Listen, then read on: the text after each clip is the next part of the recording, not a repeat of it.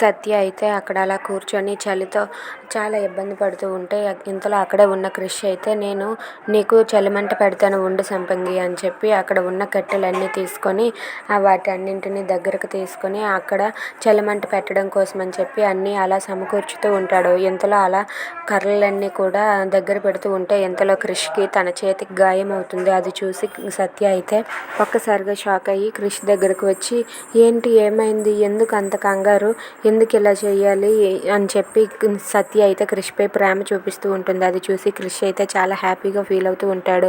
సంపంగి నా మీద నీకు ఇంత ప్రేమ ఉందా అని చెప్పి అనుకుంటూ ఉంటాడు. ఇక తన దగ్గర ఉన్న హ్యాండ్ కర్చీఫ్ తీసుకొని సత్య అయితే కంగారు పడుతూ ఆ చేతికి అయిన గాయానికి కట్టు కడుతూ ఉంటుంది. అది చూసి క్రిష్ అయితే చాలా సంతోషిస్తూ ఉంటాడు. ఇక అక్కడే ఉన్న వాళ్ళ అన్నయ్య వాళ్ళ చెల్లి వాళ్ళిద్దరూ కూడా అలా చూసి మౌనంగా ఉంటారు. If you like this video please subscribe our channel.